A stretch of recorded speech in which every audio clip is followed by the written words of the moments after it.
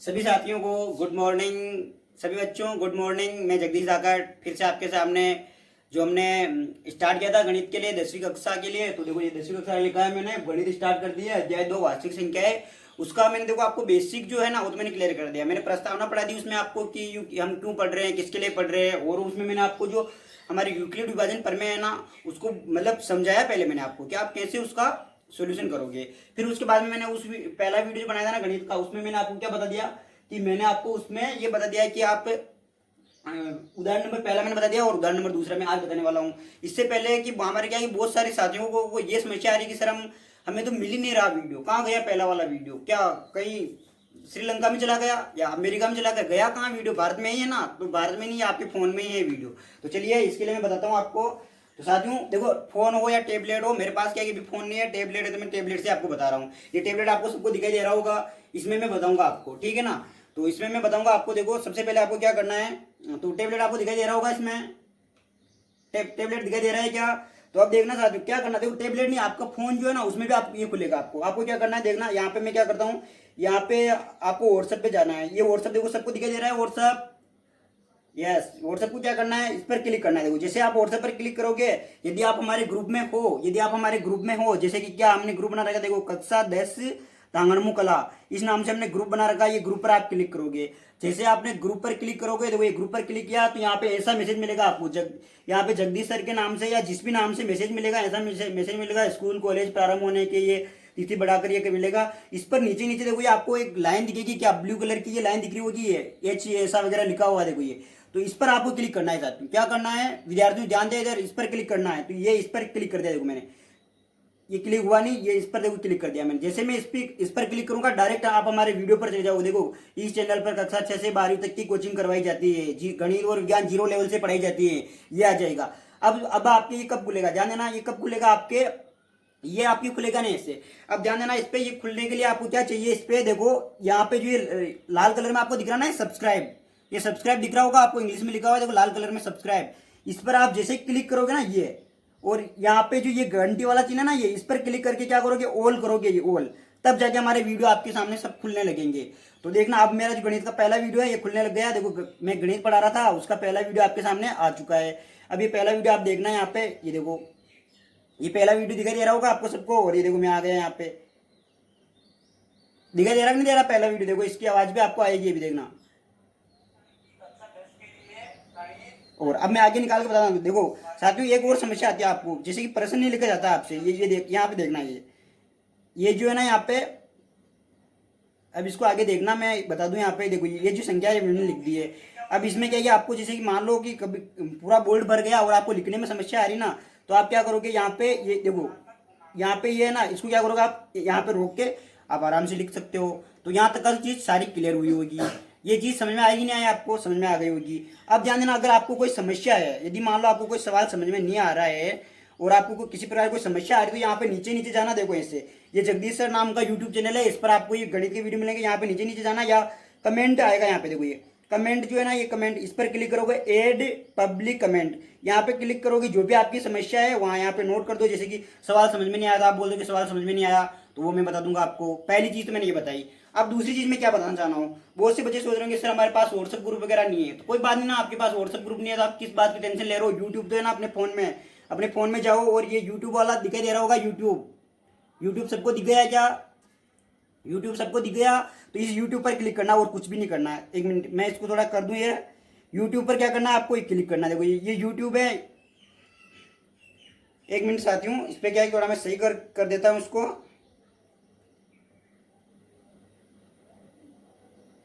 ये आपको देखो यूट्यूब खोलना है, यूट्यूब में ये सबके फोन में मिल जाएगा, ऐसा नहीं है कि ये केवल मेरे फोन में है यूट्यूब। ये यूट्यूब जो है ना हमें आगे से फोन में डाल के देता है। ये यूट्यूब अब दिखाई दे रहा है ना सबको यूट्यूब, तो इस यूट्यूब पर क्लिक करना। देखो ये यूट्यूब पर मैंने क्लिक किया जैसे ही, और यूट्यूब पर क्लिक कर दिया, देखो अब क्या होगा, ये ऐसा खुल जाएगा। अब यूट्यूब तो आप सब चलाते होंगे वैसे, तो यहाँ पे जो सब्सक्रिप्शन है ना, इस पर क्लिक करना है। इस पर जैसे ही क्लिक करोगे ना आप, तो देखो जो आपने चैनल सब्सक्राइब किया है तो ठीक, नहीं किया तो यहाँ पे सर्च करोगे, क्या करोगे यहाँ पे, देखो यहाँ पे सर्च करोगे आप, एक मिनट वो गलत क्लिक हो गया। यहाँ पे सर्च करोगे, सर्च का जो चिन्ह है ना, ये इस पर क्लिक करोगे। देखो सर्च के चिन्ह पर क्लिक करोगे और लिखोगे क्या, नाम लिखोगे जगदीश सर लिखोगे।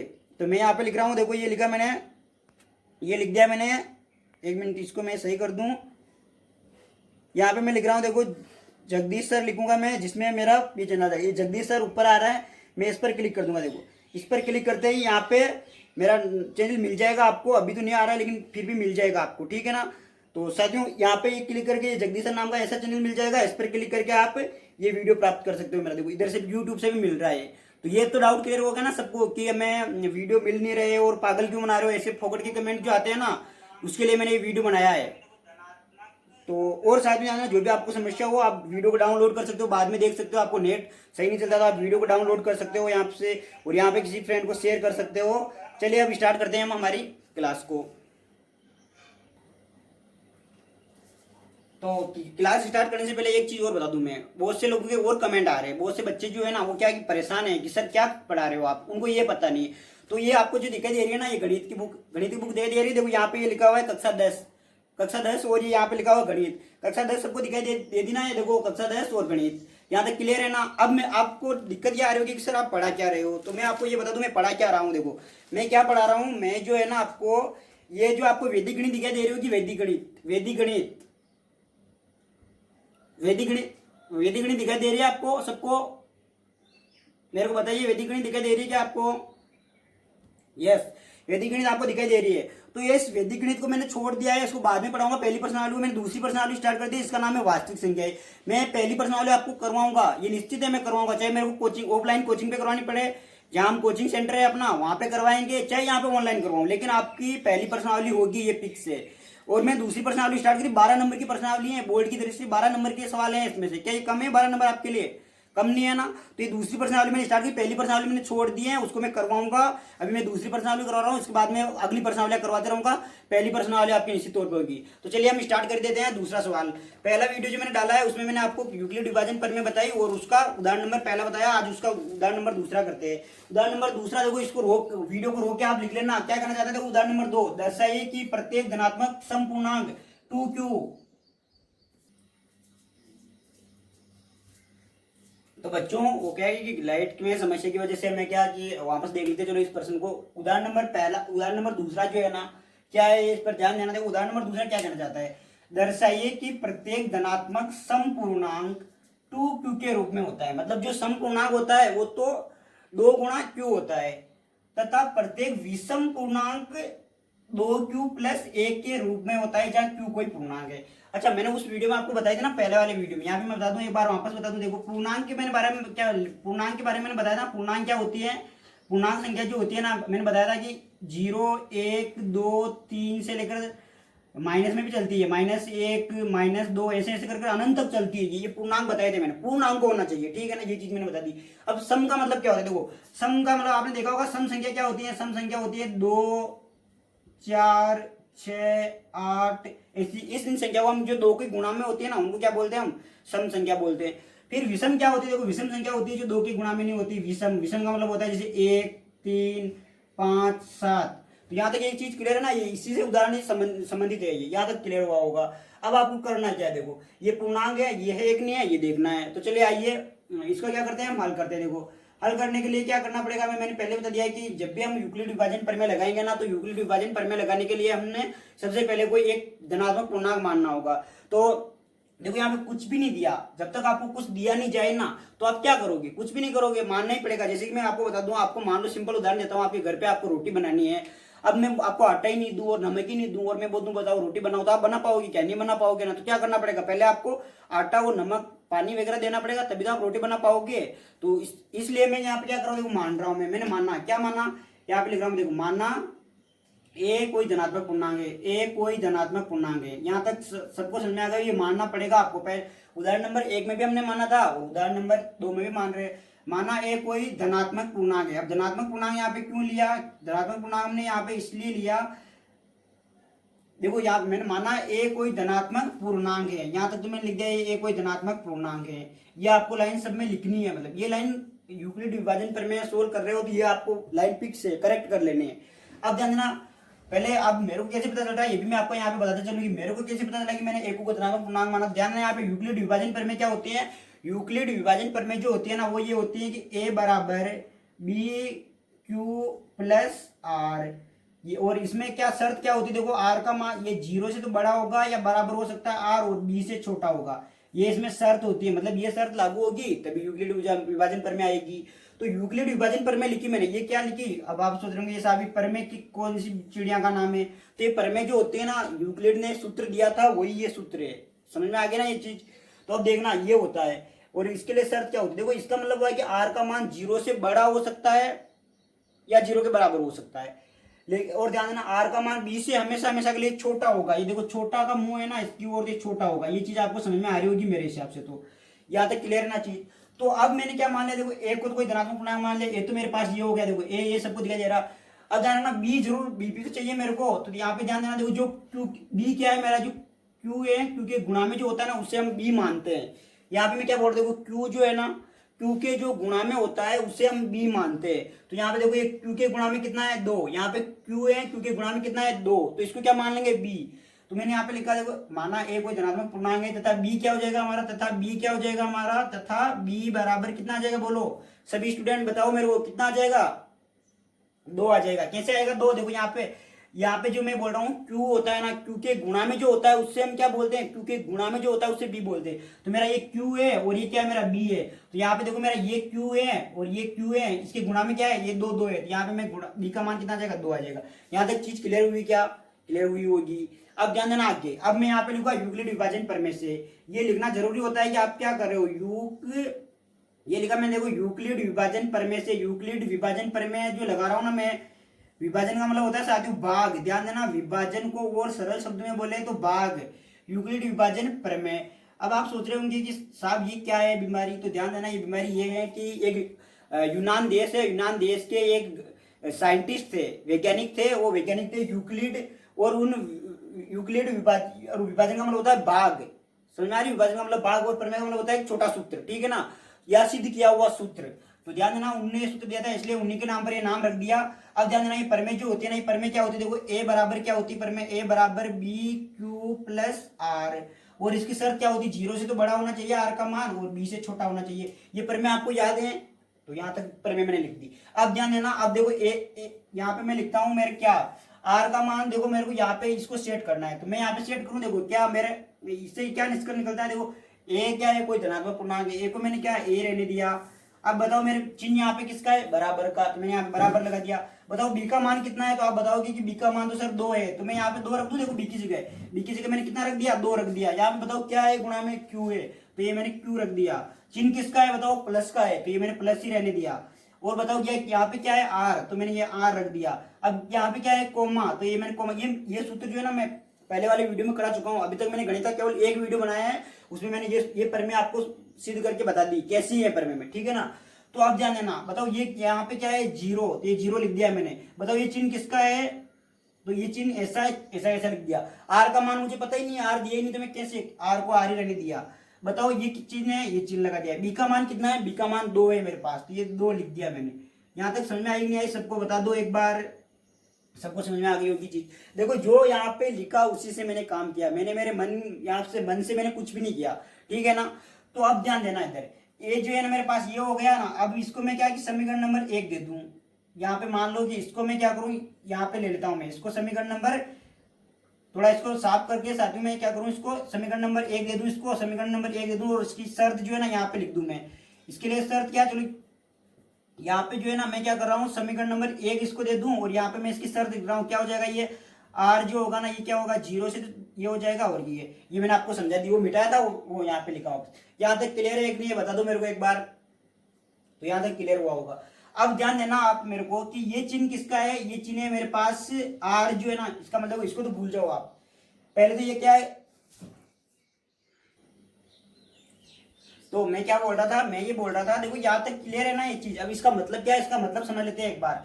देखो इसका मतलब ये होता है कि ये जो है ना, ये इस चिन्ह का मतलब होता है, इसका मतलब होता है बराबर, मतलब आर का मान आप 0 रख सकते हो। ये चिन्ह जो है ना, इसका मतलब क्या होता है बराबर, बराबर का मतलब होता है कि आप आर का मान 0 रख सकते हो। देखो यहाँ पे मैं लिख रहा हूँ आर बराबर में क्या लिख रहा हूँ, आर बराबर लिख रहा हूँ मैं 0, क्यों, क्योंकि ये बता रहा है या तो आप आर का मान 0 रख सकते हो या 0 से बड़ा रखना है। देखो 0 रख सकते हो या 0 से बड़ा, तो बताओ 0 से बड़ा कौन है, आप जल्दी से बताइए मुझे, 0 से बड़ा कौन है, 1। आपके मन में उत्तर आ गया होगा 1, तो यहाँ पे मैं 1 लिख देता हूँ। ये 0 से बड़ा 1 है। और अब बताओ मेरे को आर का मान आपको 2 से छोटा रखना है, तो बताओ 2 तो 2 के बराबर होता है, 2 2 के बराबर होता है, 2 से छोटा कौन है 1, 2 से छोटा कौन है 1, तो यहाँ पे मैं लिख दूं 2 से छोटा 1, तो मतलब आर का मान ये रखना। अब किसी के मन में आ रहा होगा कि सर 1.5 भी तो 2 से छोटा है, ये भी किसी के मन में आ रहा होगा। देखो लेकिन ध्यान देना यहाँ पे आर क्या है, एक पूर्णांक संख्या है, पूर्ण संख्या लेनी है आपको, ये अपूर्ण संख्या है, ध्यान देना ये पूर्ण संख्या नहीं है, आप ये अपूर्ण संख्या आपको क्या लेनी, पूर्ण संख्या लेनी। यहाँ पे लिख दूं मैं आर क्या है, एक आर क्या है, ध्यान देना आर पूर्ण संख्या है, यहाँ पे लिख दूं मैं, देखो आर क्या है, पूर्ण संख्या है या पूर्णांक संख्या है, आर पूर्णांक है। तो यहाँ तक चीज क्लियर हुई कि नहीं हुई बता दो, या क्लियर हो गई होगी।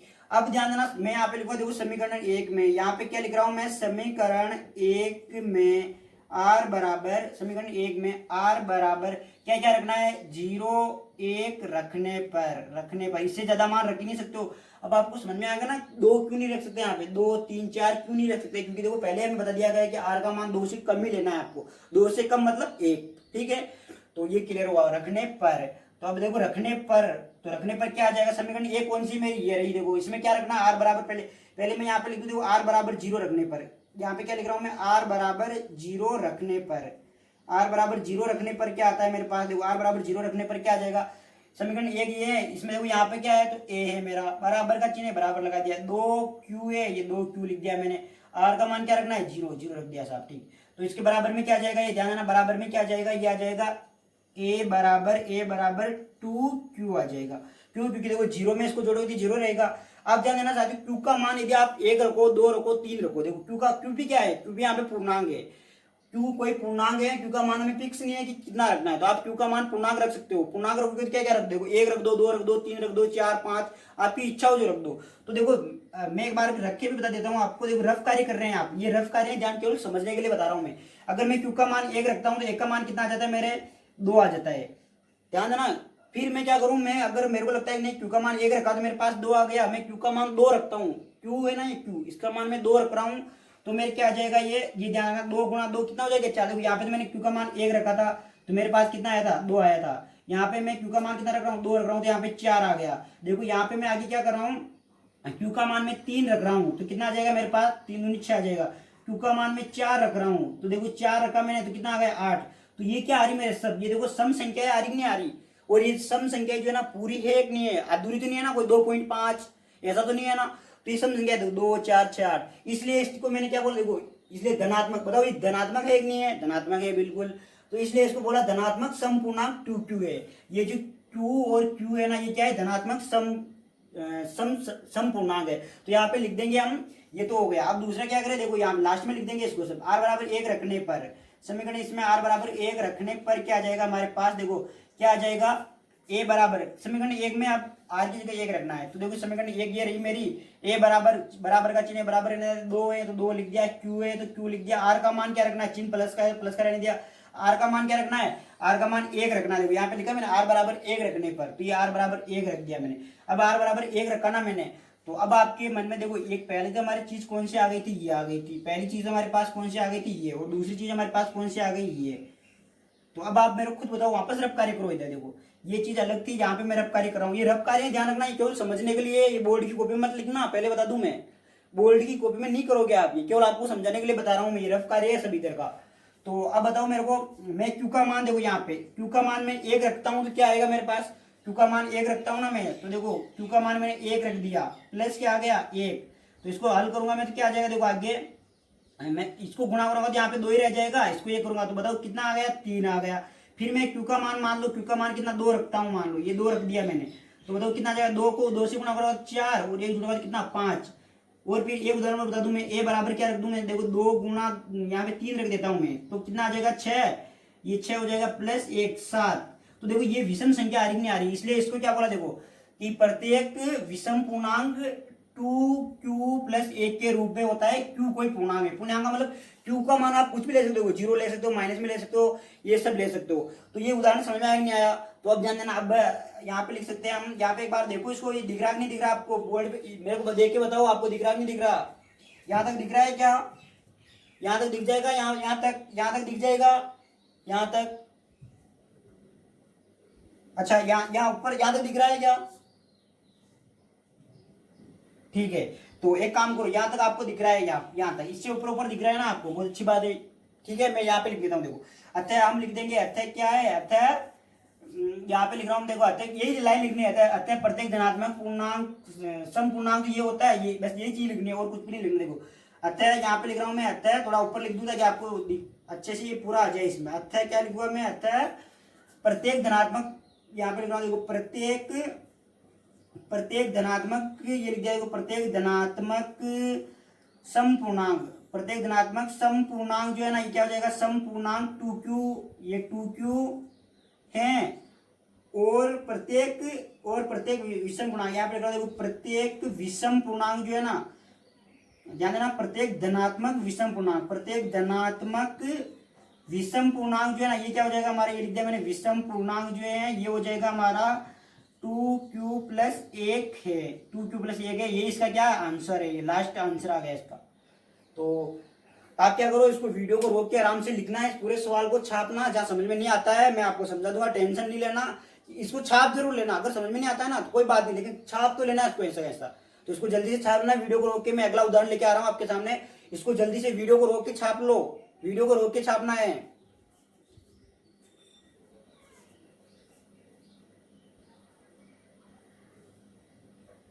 तो अगला उदाहरण आपके सामने आ चुका है, उदाहरण नंबर तीसरा, उदाहरण नंबर पहला यूक्लिड विभाजन प्रमेय का उदाहरण नंबर पहला मैंने करवा दिया, दूसरा मैंने करवा दिया, तीसरा मैं स्टार्ट कर रहा हूं। तो चलिए देखो उदाहरण क्या कह रहा है, इसको पहले पढ़ना ध्यान से। उदाहरण नंबर 3 जो है ये कह रहा है, यूक्लिड विभाजन प्रमेय का प्रयोग कर दर्शाइए किसी भी धनात्मक पूर्णांक संख्या का वर्ग 3m या 3m प्लस 1 के रूप में होगा जहां m कोई पूर्णांक है। ये बात हमसे बोलिए, देखो हमें तो एक ही पता है साहब, क्या, यूक्लिड विभाजन प्रमेय, और मैंने बता दिया ना, ये आपको यूक्लिड विभाजन पर मैं जहां भी सोल्व करोगे तो एक को पहले क्या मान लेना है, धनात्मक पूर्णांक मान लेना है। तो मैं वापस मान लू, माना क्या माना मैंने, देखो माना ए कोई धनात्मक पूर्णांक है, ए कोई धनात्मक पूर्णांक है, ये चीज आपको सब जगह लिखनी है, धनात्मक पूर्णांक लिखा, देखो धनात्मक पूर्णांक है, ठीक है, यहाँ तक तो क्लियर हुई ना ये चीज, धनात्मक पूर्णांक है, यहाँ तक क्लियर हुई होगी आपके। अब ध्यान देना, यहाँ तक क्लियर हो गई होगी ना, तो यहाँ पे मैं एक लाइन खींचूं ताकि उधर और इधर दोनों जगह सोल्व करना पड़ेगा हमें। तो अब ध्यान से देखना, ए कोई धनात्मक पूर्णांक है, ठीक है। अब आपको उदाहरण नंबर 1 से, उदाहरण नंबर 1 में क्या क्या मान आए थे हमारे, देखो हमारे जो एक ही क्या क्या मान आए थे, ए कोई धनात्मक पूर्णांक है, तो उसके मान देखो इसी रूप में दिया था हमें, वहां पे क्या था, 3q था, 3q प्लस 1 था, 3q प्लस 2 था, ऐसा कुछ उदाहरण था। तो वही उदाहरण यहाँ पे हमें लगाना है। देखो क्या, यहाँ पे आप मेरे को बी का मान बताओ, देखो जो m के गुणा में वो b हो जाएगा, तो b का मान क्या है 3, यहाँ पे b का मान क्या है 3। तो मैं यूक्लिड विभाजन प्रमेय से देखो सोल्व करता हूँ, या जो हम जानते हैं ये लिखता हूँ उदाहरण नंबर 1 से। ध्यान देना, उदाहरण नंबर 1 से मैंने क्या देखा था, यहाँ पे लिख दूं मैं कि हमारा जो क्या आ जाएगा, देखो a बराबर जो आ जाएगा ना, ये लिख रहा हूँ, देखो a बराबर क्या आ जाएगा हमारा, a बराबर आ जाएगा 3q था वहां पे, और क्या था वहां पे 3, a बराबर था हमारा 3q प्लस 1 था, और क्या आ जाएगा हमारा, यहाँ पे लिख देना हम जानते हैं कि, यहाँ पे हम जानते हैं लिख देना, ये हम जानते हैं, हम कैसे जानते हैं, क्योंकि हमने उदाहरण नंबर 1 से देखा, हम जानते हैं a बराबर ये हो जाएगा, ये हो जाएगा, और क्या आ जाएगा, a बराबर 3q प्लस 2 आ जाएगा। यहां तक ये हम चीज जानते हैं। अब देखो एक चीज ये, एक चीज, तीन चीजें हमारे पास, तीन चीजें हमें ये सिद्ध करना है। देखो तीन चीजें हमें ये सिद्ध करने के लिए मैं ले लेता हूँ स्थिति नंबर 1, यहाँ पे ले रहा हूँ। देखो स्थिति लिखनी है हमें, स्थिति नंबर पहली क्या कहती है, स्थिति नंबर फर्स्ट जो है ना, ये क्या कहती है हमसे, देखो स्थिति नंबर फर्स्ट, स्थिति नंबर फर्स्ट क्या कहती है, देखो यहाँ पे कि यदि, ये लिख रहा हूं मैं स्थिति नंबर फर्स्ट, यदि ये कहता है कि देखो a बराबर क्या है मेरे पास 3qa, मैं ये बोल रहा हूँ इसको ध्यान से सुनना कि स्थिति नंबर पहली क्या कहते हो, तीन स्थितियां बन रही है, 1 2 3 बन रही है, एक एक बार में एक एक को निपटाना है, ठीक है ना, एक एक बार में क्या करना है, एक एक को निपटाना है। तो मैंने पहला लिया, देखो क्या, यदि a बराबर 3q है मेरे पास, तो देखो अब ये 3q है, यहाँ तक तो है, यहाँ तक तो मैं लिख दूं इसको है, ये खत्म हुई बात, ठीक है ना। अब क्या करना चाहता है, देखो पर मैं यूक्लिड विभाजन प्रमेय का उपयोग करके, यूक्लिड विभाजन प्रमेय का उपयोग करना है, इसलिए मैंने क्या लिखा है, ये लिखा है मैंने यहाँ से, ये यूक्लिड विभाजन प्रमेय ही है एक तरह से, ठीक है ना। तो अब ध्यान देना, दर्शाइए कि किसी धनात्मक पूर्णांक का वर्ग, अच्छा आपको वर्ग का मतलब आप समझते हो ना, यहाँ पे मैं समझा दूं आपको, वर्ग का मतलब क्या होता है, स्क्वायर, किसी भी संख्या का स्क्वायर। जैसे मैं बोल दूं 1 का वर्ग, ये जो है ना 1 का वर्ग, तो इसको कैसे लिखूंगा मैं, a स्क्वायर, ठीक है ना। तो 1 का वर्ग को a स्क्वायर लिखता हूं। तो देखो ये बोल रहा है कि धनात्मक पूर्णांक संख्या है, धनात्मक पूर्णांक संख्या क्या है मेरी, ध्यान देना, धनात्मक पूर्णांक संख्या क्या है, यहाँ पे जो धनात्मक पूर्णांक संख्या है ये है, और इसका वर्ग करना है। तो मैं लिख दूं वर्ग करने पर, यहाँ पे लिख रहा हूँ देखो एक चीज में वर्ग करने पर, ये इसी में लिखूंगा मैं केवल वर्ग करने पर। अब वर्ग करने पर क्या मिलेगा साहब हमें, तो वर्ग करके देखते हैं। देखो वर्ग करने पर क्या आ जाएगा, देखो ए का तो स्क्वायर आ जाएगा इधर, और इधर क्या आ जाएगा 3q का स्क्वायर आ जाएगा। यहाँ तक समझ में आई होगी चीज। अब ये देखो ए स्क्वायर क्या आ रहा है मेरा, ए स्क्वायर जो है ना, ए स्क्वायर आ गया, ये इसका स्क्वायर को लगा में कितना आ जाएगा, देखो 9q स्क्वायर आ जाएगा। अब ध्यान देना, देखो 9 जो लिखा ना, ये इसके मैं टुकड़े कर सकता हूँ क्या, 3 गुणा 3q लिख सकता हूँ। देखो ये क्यू स्क्वायर, बताओ होगा नहीं होगा ये, देखो इसको वापस से गुणा करो 9 आ जाएगा, क्यू स्क्वायर ये कर सकता हूँ नहीं कर सकता हूँ, मैं कर सकता हूँ बिल्कुल। तो आइए अब इसको क्या करें आगे, देखो आगे क्या हो जाएगा, ये ए स्क्वायर है मेरा, ये ए स्क्वायर है बराबर क्या लिख सकता हूँ मैं इसको, यहाँ पे इसको मैं 3m लिख सकता हूँ। अब आप सोचेंगे साहब ये m कहाँ से आया, तो m मैंने क्या किया माना है मैंने, यहाँ पे जहाँ पे मैं लिख दूंगा जहाँ m बराबर, m का मान क्या है मेरा, m बराबर क्या लिख सकता हूँ मैं, m बराबर 3q स्क्वायर आ जाएगा। तो ये m मैंने माना है कि m बराबर का मान ये है।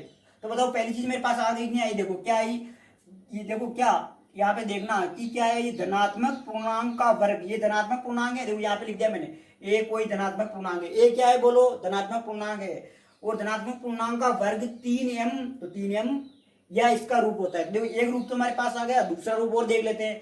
तो पहली चीज समझ में आई नहीं है मेरे को, जल्दी से बता दीजिए। यस बिल्कुल सबके समझ में आ गई ना, कोई स्टूडेंट ऐसा तो नहीं जिसके समझ में नहीं आई, सबको आ गई समझ में, बिल्कुल ठीक है। फिर तो अगली स्थिति को और चलता हूं मैं। स्थिति नंबर सेकंड जो आती है ना, स्थिति नंबर सेकंड जो आ रही है, ये क्या बात बोलनी चाहती, देखो मैं ये बोलनी चाहती स्थिति नंबर 2 ये, तो ये क्या कहना चाहती है, यदि मान लेते हैं यदि क्या है हमारे पास, यदि a बराबर क्या है 3q प्लस 1 है, 3q प्लस 1 है ना, तो अब वापस लिखेंगे यहाँ पे वर्ग करने पर, देखो ये वाली चीज लिखेंगे वापस वर्ग। वर्ग क्यों करवा रहा है, क्योंकि देखो यहाँ पे साफ साफ लिखा है वर्ग कि धनात्मक संख्या है, धनात्मक पूर्णांक का हमें वर्ग करना है। तो मैं क्या करता है, देखो वर्ग करने पर, यहाँ पे मैं लिख रहा हूँ वर्ग करने पर, तो वर्ग करने पर, तो वर्ग करने पर तो इसका वर्ग कर ही दो, चलो तो ये क्या हो जाएगा, देखो ए इधर तो हो जाएगा ए स्क्वायर। ध्यान देना यहाँ पे वर्ग करते हो ना तो गलती करना ही मत, गलती से भी गलती नहीं करनी है। यहाँ पे क्या आ जाएगा, इसका होल स्क्वायर आएगा। यहाँ पे देखो ये जो चीज है ना, दोनों ओर वर्ग करने पर इधर तो ए का स्क्वायर हो जाएगा और इसके पूरे के ऊपर होल स्क्वायर आएगा। समझ में आ रही नहीं आ रही चीज, मैं बोल रहा हूँ इस पे तो क्या आ जाएगा ए स्क्वायर आ जाएगा, यहाँ पे पूरे के ऊपर होल स्क्वायर आएगा, तो ये होल स्क्वायर लगा दिया। अब आप सोच रहे होंगे कि साहब ये होल स्क्वायर का सूत्र ही पता नहीं पहले तो मैं, तो पहले मैं सूत्र बता दूं आपको क्या होता है। देखो हमारे पास होता है ए प्लस बी का जो होल स्क्वायर होता है ना, इसको सोल्व करने के लिए सूत्र होता है A square plus B square plus 2ab, ये सूत्र होता है। या किसी के मन में आ रहा होगा कि ऐसा भी होता है और या ऐसा भी होता है, देखो क्या होता है, इस बी को आप आगे लिख दो और ये इसको पीछे कर दो, ये दोनों तरह का सूत्र। बात एक ही, कान ये पकड़ो आएगा, कान ही पकड़ में, लेफ्ट राइट का फर्क पड़ेगा, लेकिन ध्यान देना ये चीज समझ में आ गया आपको।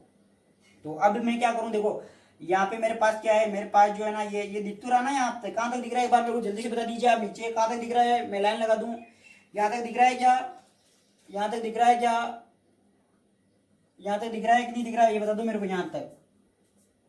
अच्छा इससे ऊपर थोड़ा यहाँ तक दिख रहा है क्या, यहाँ तक थोड़ा और ऊपर यहाँ तक दिख रहा है क्या, ठीक है।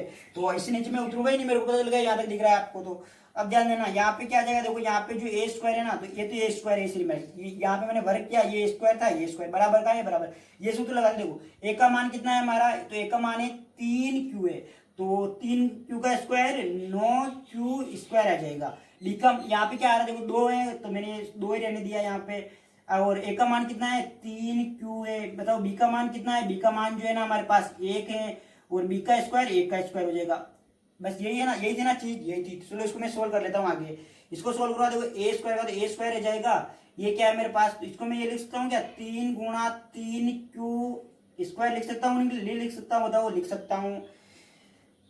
या फिर एक काम करो, इसको यहाँ पे 3q लिख लेते हैं हम, यहाँ पे क्या लिख रहा इसको मैं 3q गुणा 3q लिख लेते हैं। बताओ इसको तो मैंने ये लिख दिया। अब चिन्ह किसका है, प्लस का लगा दिया। ये 2 है, यहाँ पे 2 गुणा 3q प्लस 1 बराबर 1 का स्क्वायर 1 ही होता है। देखो अब क्या आ जाएगा यहाँ पे आ जाएगा कि ए स्क्वायर बराबर 3q में कॉमन ले रहा हूँ, देखो ये इनसे और इससे मैं 3q कॉमन ले रहा हूँ। अब कॉमन लेने का मतलब क्या होता है पहले ये समझ लेना, जो सेम शकल दिख जाए, दो सेम शकल, जैसे मान लो बहुत सारे लोग हैं, 10 लोग हैं, 10 लोगों में से आपको 2 जने की शकल सेम है, तो एक को पकड़ के बाहर निकाल देना है, बस यही करना है। तो बताओ इनकी, देखो इसकी और इसकी शकल सेम मिल रही नहीं मिल रही, मिल रही है। तो इसको मैंने क्या कर दिया, ये बाहर निकाल दिया। देखो 3q मैंने बाहर निकाल दिया, बचा क्या है यहाँ पे अंदर 3q प्लस ये 3q बच गया एक तो, और ये यहाँ पे 2 बच रहा है। और क्या है यहाँ पे ध्यान देना, यहाँ पे जो ये प्लस 2 बार इतने में आ गया, यहाँ पे चलो गुणा है, 1 मिनट ध्यान देना, यहाँ पे क्या है साथियों गुणा है और यहाँ पे प्लस था, ठीक है ना। तो इसको गुणा करो कोई फर्क पड़ेगा नहीं। तो अब बाहर क्या बचेगा, +1 बचेगा। यहाँ तक समझ में आया नहीं आया, ये चीज समझ में आ रही होगी। अब मैं इससे ऊपर यहाँ पे लिख रहा हूँ, इससे ऊपर मैं क्या कर रहा हूँ, यहाँ पे लिख रहा हूँ। तो इसको ध्यान से समझना, क्या आ जाएगा मेरे पास, a² बराबर क्या आ जाएगा, a² बराबर आ जाएगा मेरे पास 3q है यहाँ पे 3q, और ये क्या आ जाएगा मेरे पास, इसको मैं m मान लेता हूँ वापस। ध्यान देना यहाँ पे मैं m किसको मान रहा हूँ, इसको आप ध्यान से समझना। ये मान रहा हूँ मैं यहाँ पे 3q, इसको q को मैं गुणांक के साथ में लिख लूँ 3q, ये क्या आ जाएगा मेरा, देखना यहाँ पे 3q प्लस 2 ये हो जाएगा, ठीक है ना। तो यहाँ पे मैं मान लूँ, अगर मैं यहाँ पे देखो क्या आ जाएगा मेरा, a² बराबर आ जाएगा मेरा 3m प्लस 1। जहाँ लिख दूं मैं, जहाँ m बराबर क्या है मेरा, m बराबर है यहाँ पे ध्यान देना, m बराबर क्या है q 3q प्लस 2 है ये, ठीक है कि नहीं है, बताओ यहाँ तक समझ में आया नहीं आया। देखो ये वाला रूप आ गया वापस, जो है ना धनात्मक, ये क्या है, ये क्या है, धनात्मक पूर्णांक संख्या है। धनात्मक पूर्णांक संख्या का वर्ग जो होता है ना 3m प्लस 1 के रूप में होता है। एक स्थिति और है, उसको और निपटा दें हम जल्दी से। स्थिति नंबर 3 जो है, ये स्थिति नंबर 3 लिख दी मैंने। देखो स्थिति नंबर 3 जो है, ये क्या कहना चाहती है हमसे, ये कहना चाहती है कि यदि स्थिति नंबर 3 कहना चाहिए, यदि हमारे पास क्या है, a बराबर क्या है हमारे पास, a बराबर ध्यान देना आप, a बराबर ये हमारे पास 3q प्लस 2 है। तो अब वहां पे यहाँ पे मैं वर्ग डायरेक्ट कर रहा हूँ, ध्यान देना आपको लिखना है यहाँ पे वर्ग करने पर। आप क्या लिखोगे, देखो वर्ग करने पर लिखोगे, ठीक है ना। तो मैं क्या लिख रहा हूँ, डायरेक्ट यहाँ पे वर्ग कर दिया मैंने, देखो ये वर्ग कर दिया। वर्ग करने पर क्या आ जाएगा मेरा, ये मैं यहाँ पे थोड़ा डायरेक्ट चल रहा हूँ, आप देख लेना इसको। यहाँ पे लिख दो वर्ग करने पर, वर्ग करने पर, ठीक है ना, वर्ग करने पर पूरा कर लेना इसको। अब क्या आ जाएगा, देखो वर्ग करूंगा तो a² का, तो a² जगह मैं डायरेक्ट ये सूत्र आप लगा लेना, यहाँ पे मैं डायरेक्ट कर रहा हूँ अब। तो बताओ ये सूत्र लगाऊंगा तो मैं क्या आ जाएगा मेरे पास, 3q का तो स्क्वायर आ जाएगा, प्लस क्या आ जाएगा 2 गुणा 3q गुणा 2 प्लस 2 का स्क्वायर आ जाएगा। तो बताओ मेरे पास a² बराबर क्या आ जाएगा, इसका स्क्वायर करूंगा तो में आ जाएगा 9q² प्लस ये क्या आ जाएगा मेरा, ध्यान देना ये क्या आ जाएगा मेरा 12q प्लस 4।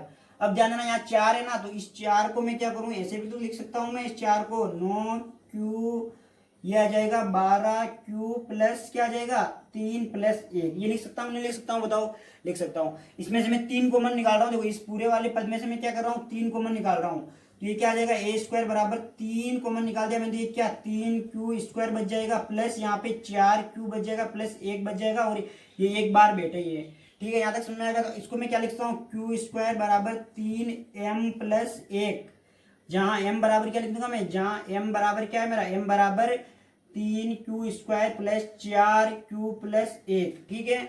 ये बस ये इसका उत्तर आ गया। तो एक स्थिति तो हमारे पास समझ में आ रही नहीं आ रही, 3m प्लस यही आया के रूप में होगा।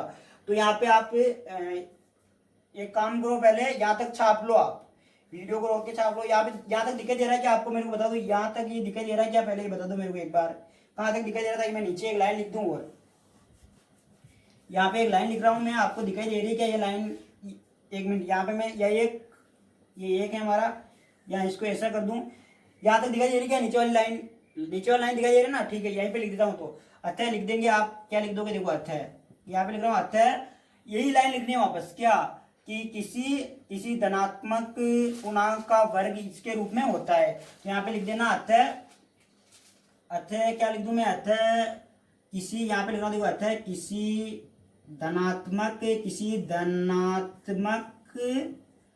पूर्णांक संख्या जो होती है ना, या किसी धनात्मक पूर्णांक का वर्ग जो होता है ना, धनात्मक पूर्णांक का वर्ग 3m या 3m प्लस 1 के रूप में होता है, ये लिख दिया मैंने, होता है, ठीक है। ये इसका आंसर आ गया, उत्तर है, ये सिद्ध करना था, इति सिद्धम, सिद्ध लिख देना, इति सिद्धम, ठीक है ना। तो ये उदाहरण नंबर 2 है। इसको वीडियो को रोक के आप क्या करोगे, इसको लिख लोगे, तो वीडियो को रोक के इसको लिख लेना। तो इसको इसका ये उदाहरण तो आप वीडियो को रोक के लिख लेना आराम से, वीडियो को भी रोक के लिख लो, मैं बोल रहा हूँ ना वीडियो को रोक के लिख लो। तो अब तक हमने जाना ना, अब तक क्या यूक्लिड विभाजन प्रमेय पढ़ ली, यूक्लिड विभाजन प्रमेय के 3 उदाहरण देख लिए। अब मैं क्या कर रहा हूँ, अब आपके सामने अगले फोटो आएंगे, ध्यान देना फोटो आएंगे। फोटो जो अगले उदाहरण है गृह कार्य के रूप में, उदाहरण नंबर कुछ भी आ जाएगी, 3-4 आ जाएंगे, लेकिन 2 फोटो आएंगे। 2 फोटो केवल 4 सेकंड के लिए रहेंगे, उसको वीडियो को रोक के उदाहरण लिख के वो गृह कार्य कल में मुझे आप अपने ग्रुप में भेज दे, ठीक है ना। मैं देखूंगा गृह कार्य आज मैं गृह कार्य दे रहा हूँ। ये उदाहरण आपको उतार के 2 उदाहरण तो मैंने आज को सोल्व करवाया आपको, और 2 उदाहरण अभी मैं आपको गृह कार्य में दूंगा। अगली जो वीडियो है ना आगे आने वाले उदाहरण, जस्ट आने वाले उदाहरण, तो उन उदाहरणों को आप मेरे को सोल्व करके अपने ग्रुप में भेजोगे, ठीक है ना। तो मिलते हैं नेक्स्ट वीडियो में, तब तक के लिए पढ़ते रहिए। ध्यान देना दोस्तों, स्कूल खुले या न खुले, देखो स्कूल अगस्त में भी खुल जाए इसकी कोई गारंटी नहीं है। स्कूल खुले या न खुले आपकी बोर्ड की परीक्षा जरूर होगी, ये मैं बता दूं आपको, बोर्ड की परीक्षा होगी ही होगी, क्योंकि सरकार ने तो बता दिया है कि आप बच्चों को फोन से पढ़ाओ। सरकार ने पहले ही बोल दिया है कि जैसे जैसे सुविधा करके आप बच्चों को पढ़ाओ, लेकिन पढ़ाओ। अब आप नहीं पढ़ रहे हो ना, तो आपकी गलती है। एग्जाम तो होगा आपके 10वीं का, ध्यान रखना। तो आप पढ़ेंगे, सभी विद्यार्थी पढ़ेंगे, और अपने जितने भी विद्यार्थी हैं जिनके पास फोन नहीं है या कैसे करके हेल्प करके आप पढ़ाओगे उसको। मिलते हैं नेक्स्ट वीडियो में, तब तक के लिए आप पढ़ते रहिए, आगे बढ़ते रहिए।